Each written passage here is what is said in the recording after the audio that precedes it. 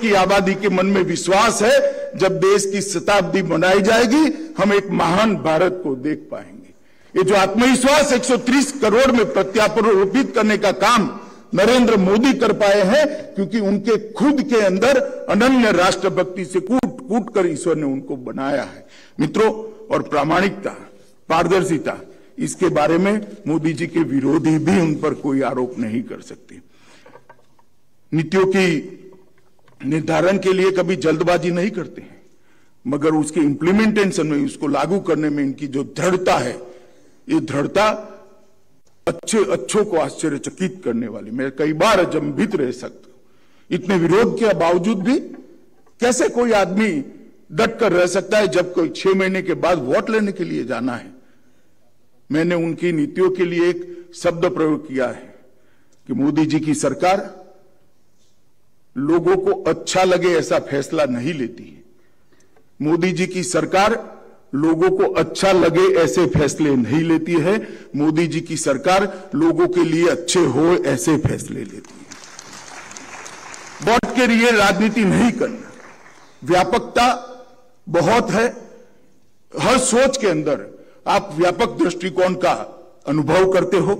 दलित, आदिवासी, गरीब और पिछड़ों के लिए अथाह प्रेम, अथाह संवेदनशीलता और उनके कल्याण के लिए सदैव समर्पित रहना, ये उनकी सोच की विशेषता है। आर्थिक सुधार और टेक्नोलॉजी को भारत के अनुरूप बनाकर भारत सरकार में लाने का काम सबसे पहले देश में अगर किसी व्यक्ति ने किया है तो नरेंद्र मोदी ने किया है। मैं फिर से एक बार कहना चाहता हूं, टेक्नोलॉजी और आर्थिक सुधारों को भारतीय वातावरण और भारतीय जरूरियातों के अनुरूप सांचे में ढालकर सरकार के अंदर प्रस्तापित करने का काम नरेंद्र मोदी जी ने दिया है। ये व्यापकता का अनुभव अगर किसी को करना है तो सुरक्षा के मामले में आज सोमवार को मोदी जी के विचार सुन सकते हैं, मंगलवार को ग्लोबल वार्मिंग पर भी सुन सकते हैं।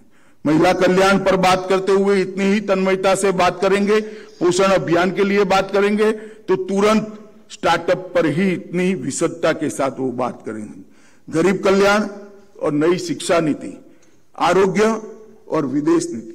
विदेश नीति के अंदर मैं जरूर कहना चाहता हूं, वैसे जयशंकर जी की उपस्थिति में कहना मुश्किल है क्योंकि मेरा नजरिया थोड़ा अलग प्रकार का होता है, परंतु भारत की विदेश नीति और भारत की रक्षा नीति के बीच में बड़ी घालमेल चल रही थी।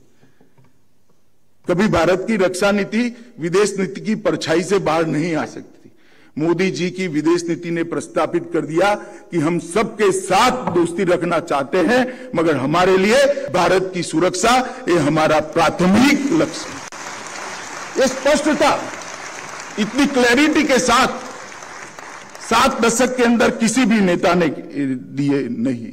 मित्रों, खुद के लिए काम करने वाले नेता जब काम करते हैं तो अपने नाम के लिए करते हैं, अपने कार्यकाल में बहुत कुछ अच्छा हो इसके लिए करते हैं। एक दृष्टि से मोदी जी के लिए भी बहुत सारे लोग ऐसा कह सकते हैं क्योंकि इनके कार्यकाल में बहुत सारी अच्छाइयां हुई, मगर मोदी जी जब आजादी का अमृत महोत्सव का प्लान लेकर आए तब उनको कोई ऐसा नहीं कह सकता, इसलिए क्योंकि आजादी के अमृत महोत्सव मोदी जी की उपस्थिति में हो रहा है। उन्होंने अमृत महोत्सव से शताब्दी तक के काल को अमृत काल और संकल्प सिद्धि का काल कर 25 साल के बाद महान भारत की रचना, उसका लक्ष्य रखकर ये साबित कर दिया है कि ये व्यक्ति केवल और केवल भारत की महानता के लिए सोचता है।